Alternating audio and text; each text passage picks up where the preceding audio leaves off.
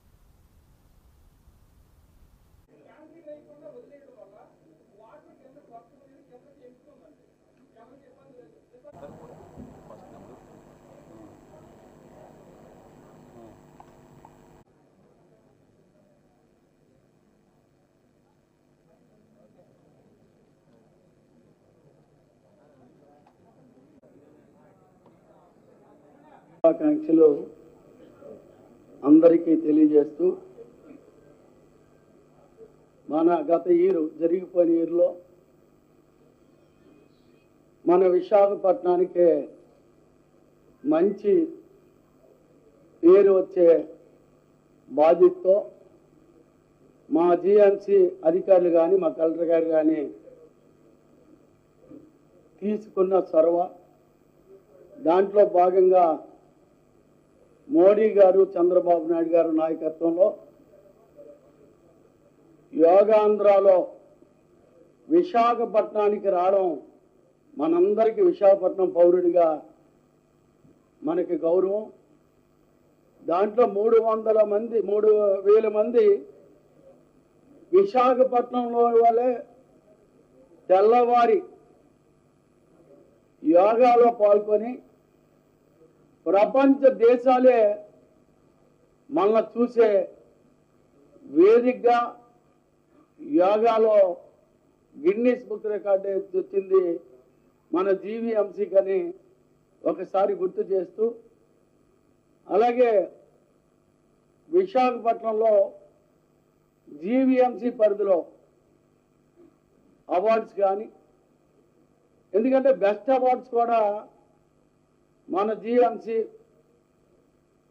Commissioner గారు కానీ mayor గారు నాకు కానీ ఉన్న కింద సిబ్బందికి కానీ అవార్డు తీసుకుంటాడు. ఢిల్లీలో కానీ ఉన్న ప్రాంతాల్లో కానీ గర్వకారణంగా చేస్తూ దీన్ని మళ్ళీ చంద్రబాబు నాయుడు గారి నాయకత్వంలో విజయవాడ వేదికగా రాజధాని వేదికగా తీసుకొని అన్ని మున్సిపాలిటీలు జిఎంసీలో భాగంగా విశాఖపట్నం కూడా సీఎం గారి చేత కూడా మనం అవార్డు తీసుకోవడం ఇవన్నీ గత ఇయర్లో శుభసూచకం. రాబోయే ఇయర్లో అడుగు పెడుతూ పెద్దలు చంద్రబాబు నాయుడు గారు కానీ మోడీ గారు కానీ జీవీఎంసీ నుంచి నూతన సంవత్సర శుభాకాంక్షలు తెలియజేస్తూ రేపు రాబోయే కొత్త సంవత్సరానికి ఒక నాందిగా ఒక విశాఖపట్నం కార్పొరేషన్ వెంటనే అది మన దృష్టిలో తీసుకొచ్చి సెలెక్ట్ చేయడం, దీని భాగంగా ప్రెస్ వల్ల ఒక చాలా ఇంపార్టెంట్ రోల్ ప్లే చేయడం జరిగింది. మేము యోగాంధ్ర రోజు ఇక్కడ జాయిన్ అయ్యాము కమిషనర్గా. సో లాస్ట్ 6 months నుంచి చూస్తున్నాము very active and vibrant press media ఇక్కడ ఒక మంచి వాతావరణం ఉంది. మీరు ఇక్కడ చాలా ఇంపార్టెంట్ కాంట్రిబ్యూషన్ మీరు చేస్తున్నారు, ఎందుకంటే మీ ద్వారా మనం వచ్చిన మెసేజ్ అన్నీ కూడా జనాలకి అందరికీ వెళ్తాయి. కాబట్టి మీ అందరికీ కూడా ప్రత్యేకంగా ధన్యవాదం. ఇక్కడ గ్రేటర్ విశాఖపట్నం మున్సిపల్ కార్పొరేషన్కి వచ్చేసరికి యోగాంధ్ర కానీ అదేవిధంగా partnership summit CIA partnership summit కానీ ఒక 2-3 మంచి ఇంటర్నేషనల్ ఈవెంట్స్ జరిగినాయి. International events registered on the entire Guinness book record also. Yogandhra ప్రత్యేకంగా గిన్నీస్ బుక్ రికార్డ్ రిజిస్టర్ చేయడం జరిగింది. పార్ట్నర్షిప్ సమ్మిట్లో కూడా ఆల్మోస్ట్ దాదాపు 120 కంట్రీస్ నుంచి మనకి పార్టిసిపేషన్ ఇక్కడ జరిగింది. సెంట్రల్ గవర్నమెంట్ నుంచి అదేవిధంగా స్టేట్ గవర్నమెంట్ నుంచి అందరు కూడా ఇక్కడ పార్టిసిపేట్ అయ్యారు.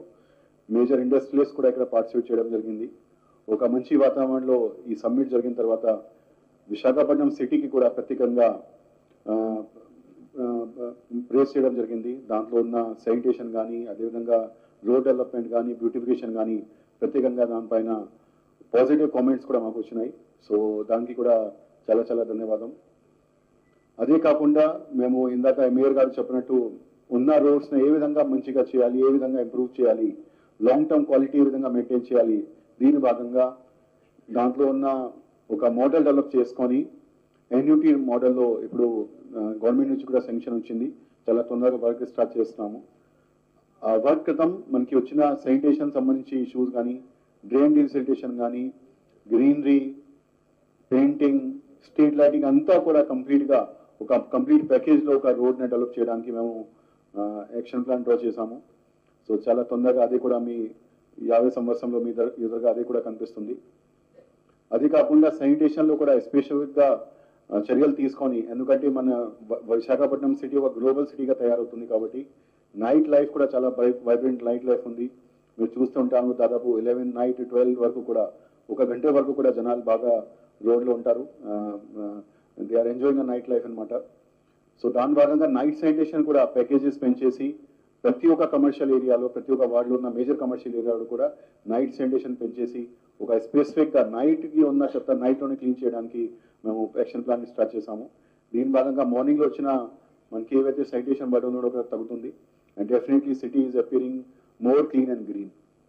అదేవిధంగా సమ్మిట్లో జరిగిన గ్రీనరీ వర్క్స్ ఏవైతే ఉన్నాయో ఆ గ్రీనరీ వర్క్స్లో కూడా జస్ట్ ఒక టెంపరీగా లేకుండా లాంగ్ టర్మ్ మెయింటెనెన్స్గా దానిలో ప్రత్యేకంగా మన ఆనరబుల్ చీఫ్ మినిస్టర్ గారు ఆదేశం ఇవ్వడం జరిగింది. అది టెంపరీ వర్క్ కాకుండా లాంగ్ టర్మ్ వర్క్ లాగా చేసేలాగా, లాంగ్ టర్మ్ మెయింటెనెన్స్ చేసేలాగా చేయాలి అని చెప్పడం జరిగింది. సో లాంగ్ టర్మ్ మెయింటెనెన్స్లో ప్రాపర్ డ్రిప్ ఇరిగేషన్ సిస్టమ్ పెట్టుకొని, అదేవిధంగా స్ప్రింక్లర్ ఇరిగేషన్ సిస్టమ్ పెట్టుకొని మీరు చూస్తుంటారు అది కూడా మెయింటైన్ చేయడం జరుగుతుంది. భాగంగా స్ట్రీట్ లైట్ సంబంధించి కూడా స్టార్టింగ్లో చాలా సమస్య మేము ఫేస్ చేశాము. అది స్ట్రీట్ లైట్ లాస్ట్ టైం పెట్టడం జరిగింది ఒక 5 years 7 years క్రితం. దాని తర్వాత స్ట్రీట్ లైట్ కూడా ల్యూమినెసెన్స్ తగ్గింది అని చెప్పడం జరిగింది. ఈ స్ట్రీట్ లైట్ కూడా చాలా ఉన్నటి వరకు మేము కెపాసిటీ పెంచేసి కాంట్రాక్టర్స్తో మాట్లాడి కెపాసిటీ పెంచేసి అది కూడా ఇంప్రూవ్మెంట్ చేయడానికి ఒక సగం వరకు పనిచేసాము. ఇంకా చాలా వర్క్ ఉంది. సో 50 రోజుల్లో ఒక కొత్త సిస్టమ్ ఏర్పాటు చేసుకొని ఈ స్ట్రీట్ లైట్ కూడా ఒక మంచి నైట్ లైఫ్ ఇచ్చేలాగా మేము ప్లాన్ ఆఫ్ యాక్షన్ డ్రా చేస్తున్నాము.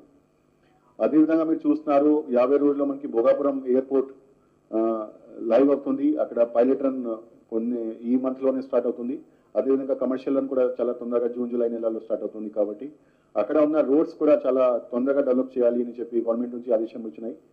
సో మీరు వచ్చిన రోడ్లో చాలా కొత్త రోడ్స్ కూడా చూస్తుంటారు. 80 feet 100 feet రోడ్స్ మన వేపుకుంట ఏరియాలో పెనగాడి రోడ్ కానీ, జుత్తార రోడ్ కానీ, సోంటెం రోడ్ కానీ ఇంకా చాలా రోడ్స్ మేము డెవలప్ చేస్తున్నాము. ఆ భాగంగా కూడా వర్క్ చాలా ఫాస్ట్గా జరుగుతుంది. నెక్స్ట్